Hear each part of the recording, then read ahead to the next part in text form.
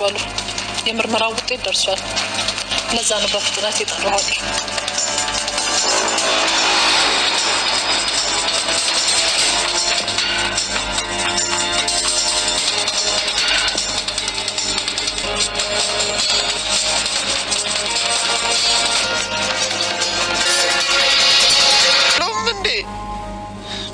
ከወደድሽኝ ብሌንን አምጫታ፣ ብሌንን መልሰሽ አምጫት።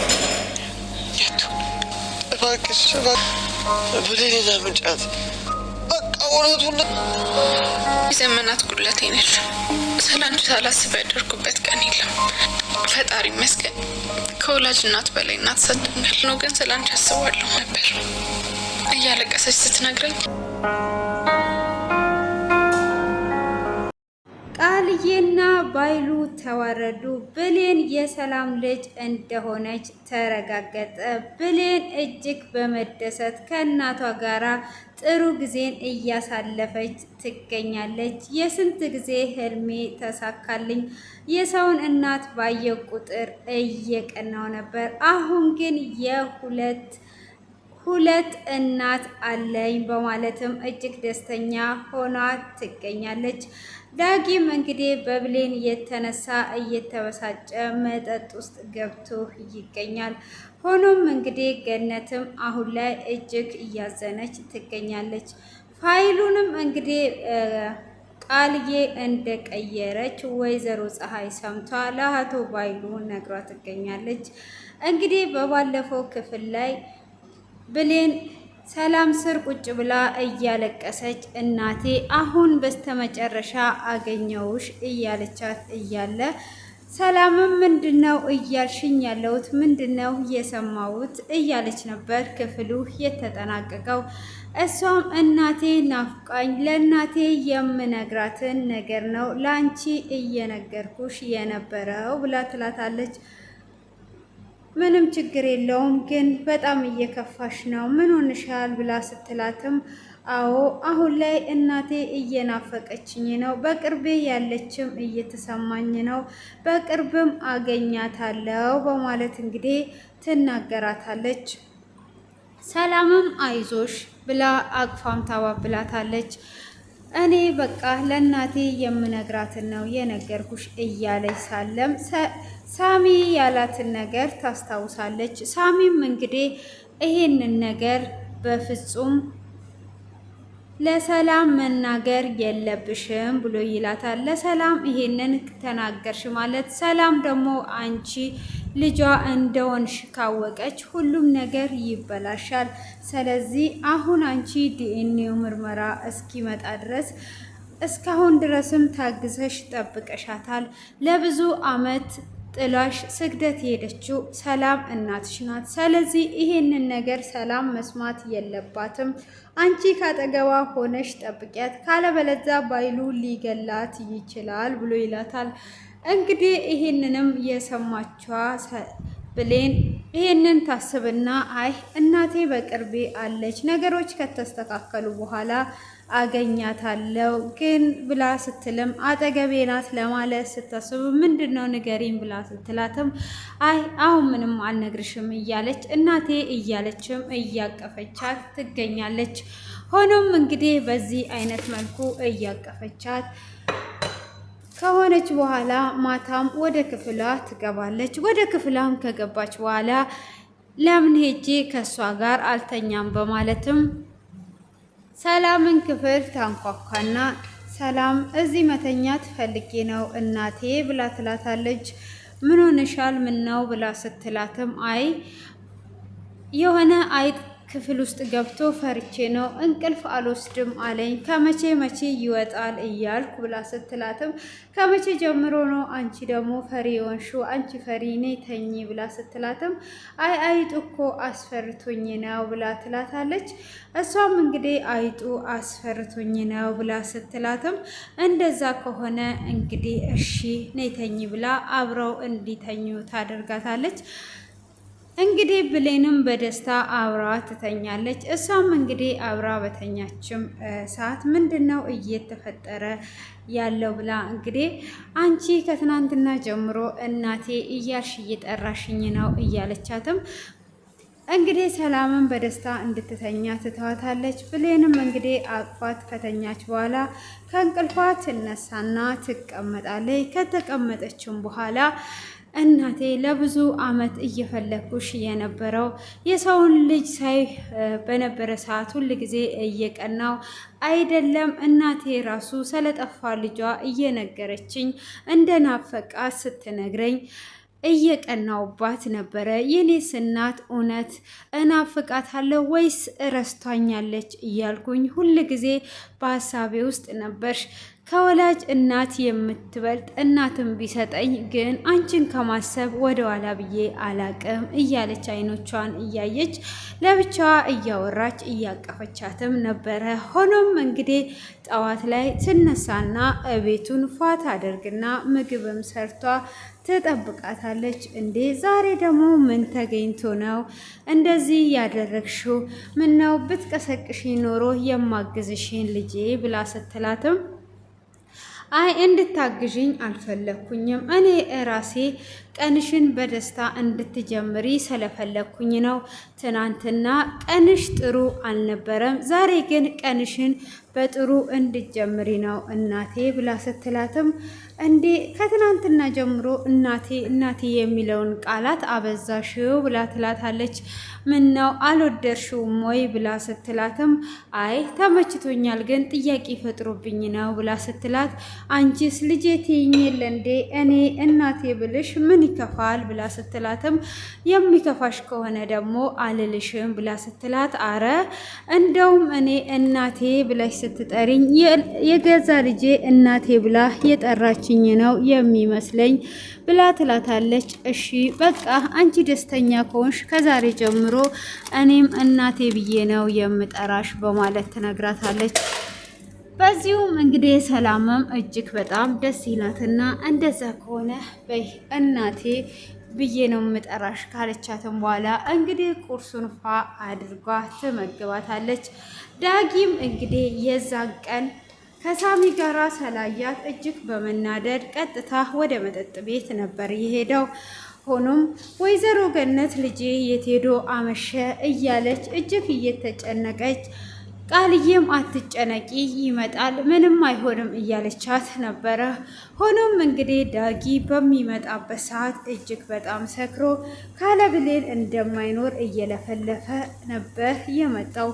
ሆኖም እናትየውን ሁሉም ነገር ውሸት እንደሆነ ለብሌን ነግረሻት አሁን ከብሌን ጋራ ሰላም እንድንፈጥር እፈልጋለሁ፣ እኔ ካለ ብሌን መኖር አልችልም በማለትም እንግዲህ ይናገራታል።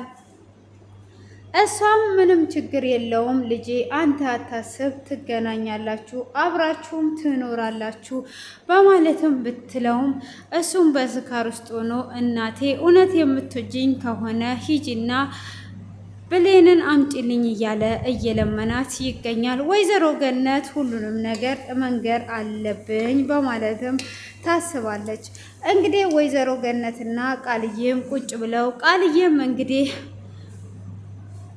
በባለፈው ፋይሉን የቀየረችውን ይዛ ቁጭ ብላ ከወይዘሮ ገነት ጋር እያወራች እያለ ፀሐይ በጠዋቱ ተንቀልቅላ ትመጣለች። እሷም እንግዲህ በጠዋቱ እንደመጣች ምንድነው እየተከሰተ ያለው? ምንድነው የተፈጠረው?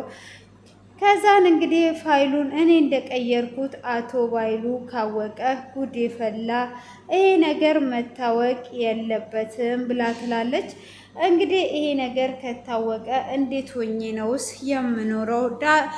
ይገለኛል አቶ ባይሉ እያለች ስትል ይሄንን ሁሉንም ነገር ፀሐይ ትሰማለች። ፀሐይም ይሄንን ነገር ለአቶ ባይሉ ነገርኩት ብዙ ብር አገኛለሁ በማለት ለአቶ ባይሉ ሄዳ ሁሉንም ነገር ትነግረዋለች። አቶ ባይሉም እንግዲህ እጅግ በመደሰት እውነት ቃልዬ ናት ፋይሉን የቀየረችው ብሎ ይላታል። እኔ ቃልዬ ትሁን ማን እንደሆነች አላቅም፣ ግን እያወሩ ሰምቻለሁ። ፋይሉም ያለው ደግሞ ገነት ጋ ነው ብላ ትለዋለች። ስለዚህ ይሄንን ጮማ የሆነ መረጃ ያመጣውልህ ብር ያስፈልገኛል ብላ ስትለው ምንም አታስቢ ስለ ብሩ ብሎ እንግዲህ ብር ያስገባላታል። በዚህም እንግዲህ እጅግ ደስተኛ ትሆንና ብሯን ወስዳ እንግዲህ በጠዋቱ ብር ገባልኝ በማለት ትሄዳለች። አቶ ባይሉም እንግዲህ እየተደረደረ ወደ እነ ቃል ቤት ይሄዳል። እሱም እንግዲህ ቃል እጇን እየታጠበች ይደርስባታል። እሱም ከደረሰባት ከደነገጠችም በኋላ አፍኖ ይወስዳታል። እንዴት ብትንቅኝ ነው ፋይሉን የቀየርሽው? እንዴት ነው እሱ እኔን የምትዳፈሪኝ? በአንቺ የተነሳ ስንት ጊዜ ነው የምትግጂኝ? በማለትም እንግዲህ አስሮ ሲያሰቃያትም ነበረ። ሆኖም እንግዲህ ቃልዬም እኔ ለዳግም ብዬ ነው ፍቅሬን አሳልፌ አልሰጥም ብዬ ነው ይሄንን ነገር ያደረግኩት በማለትም ስትለው እንዴት ፍቅርሽን አሳልፈሽ አልሰጥም ትያለሽ? የምን ፍቅር ነው ብሎ ይላታል። እሷም እንግዲህ ፍቅር በፍቅር ብለሽ እንዴት እኔን እንደዚህ ታደርጊያለሽ? እንዲህ እያደረግሽ ያለሽው የምንድን ነው ብላም ብሎ ይናገራታል። እሷም እንግዲህ ፍቅሬን አሳልፌ በፍጹም አልሰጥም ስለዚህ ብዬ ነው እያለች ስትለውም እና ገነት ምንም ነገር እንዳላደረገች እና እራሷ እንደቀየረች አምና ተቀብላ እያሰቃያት የምትገለኝም ከሆነ ግደለኝ አታሰቃየኝ ብላ ስትለውም እንደዚህማ አልገልሽም፣ ገና በደንብ አሰቃይቼ ነው የምገልሽ እንጂ እንዲህ በቀላሉማ በፍጹም አልገልሽም እያላትም ይገኛል ማለት ነው። እሷም እንግዲህ በቀላሉ እንደማይገላት አውቋ እያሰቃያት ይገኛል ማለት ነው። እንግዲህ ወይዘሮ ገነትንም በይ ተነሺ፣ አሁን እንሂድና ስለኔ ለብሌን ነግረሽ ብሌንን ይዣት መምጣት እፈልጋለሁ ብሎ ይላታል።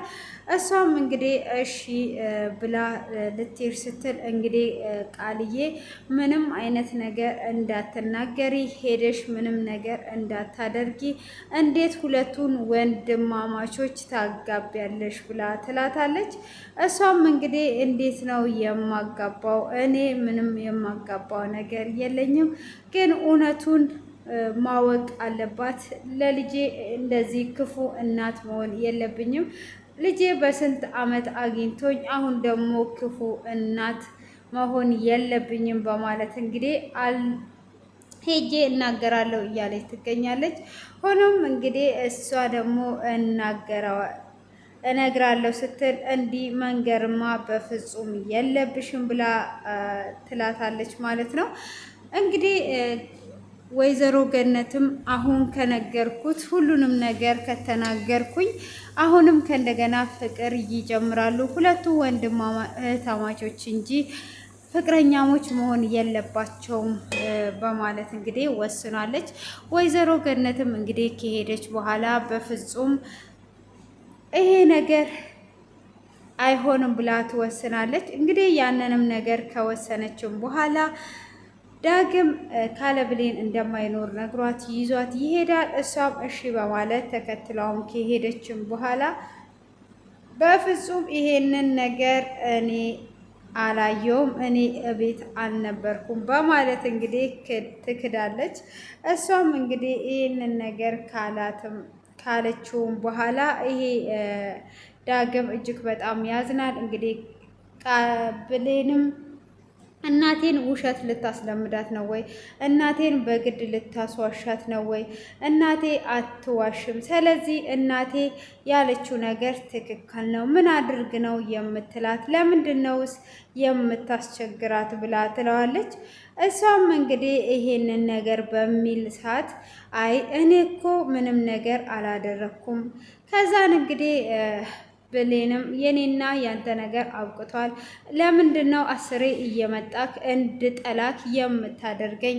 ብላ ትለዋለች። እንዴት ነው እንድጠላ? ጭራሽ ጠልተሽኛል እንዴ? ያደረግከው ነገር ቀላል ነው ወይ? በማለት እንግዲህ እምቢ ትለዋለች። ዳጊ እጅግ በጣም አዝኖ ወደ ቤት ተመልሷል።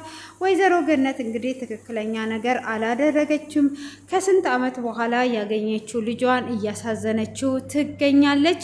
ሆኖም እንግዲህ ዲኤንኤው ምርመራ መጥቷል። አቶ ባይሉ እንዳያችሁት ሰውነቱ ሁሉ እየተንቀጠቀጠ ነው፣ እጁ ሁሉ እየተንቀጠቀጠ ነው። እንግዲህ ቃልዬን እያሰቃያት ባለበት ሰላም ትደውልና የዲኤንኤው ምርመራ ውጤት መጥቷል፣ ወደ ቤት እንድትመጡ እፈልጋለሁ ትላለች።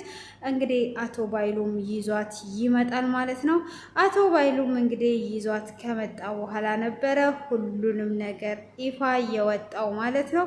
እንግዲህ ሁሉም ነገር ይፋም ቢወጣ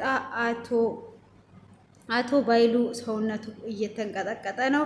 እንግዲህ ሌሎቹ በደስታ ጨርሰውታል። የሱ ሰውነት በመንቀጥቀጡ ሰላም እጅግ በጣም ተገርማ ክፍሉ በዚህ አይነት ተጠናቋል።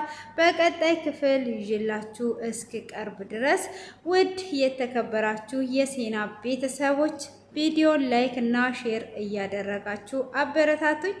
እንግዲህ ብሌን እጅግ በጣም ደስተኛ ሆናለች በስተመጨረሻ ማለት ነው። እንግዲህ የዲኤንኤው